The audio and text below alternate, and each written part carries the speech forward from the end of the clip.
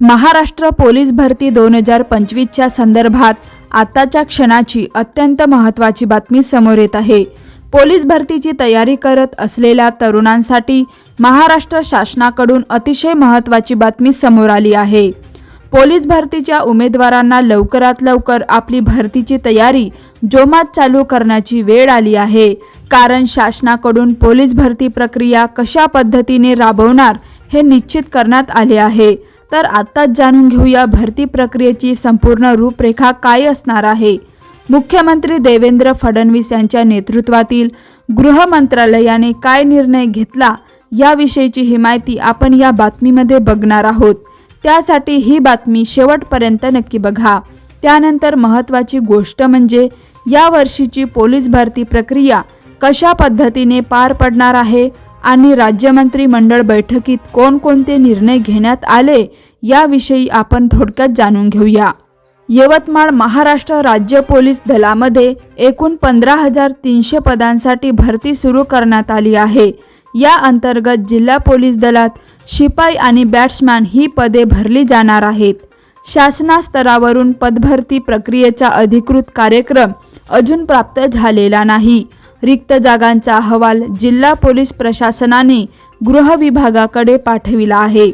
त्यावरून आता पुढची तयारी केली जाणार आहे। सध्या स्थानिक स्वराज्य संस्थेच्या निवडणुका असल्याने ही भरती काही दिवस लांबणीवर पडण्याचे संकेत आहे। यातून भरती प्रक्रियेत विद्यार्थ्यांना अवधी मिळणार आहे। पोलीस शिपाई पदाच्या 150 जागा आहेत, तर बॅट्समॅन पदाच्या 11 जागा आहेत। त्यासाठी येत्या काळात भरती प्रक्रिया घेतली जाणार आहे। जिल्ह्यातील युवकांनी वर्षभरापासून पदभरतीसाठीची तयारी केली आहे। आता कार्यक्रम कधी लागतो याची प्रतीक्षा आहे। 50 गुणांची फिजिकल, 100 गुणांची लेखी परीक्षा होणार आहे।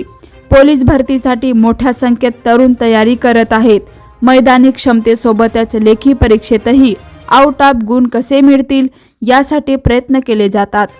तरुण सकाळी व सायंकाळी मैदानावर घाम गाळतात, तर उरल्या वेळेत अभ्यासिकेत लेखी परीक्षेची तयारी करतात।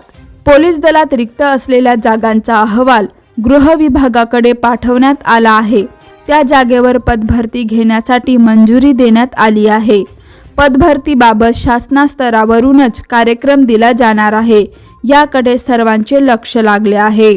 पोलीस दलातील प्रवर्गनिहाय रिक्त जागेचा अहवाल गृह विभागाकडे दिला आहे। त्याच्या निर्देशानुसारच पदभरती प्रक्रिया घेतली जाणार आहे।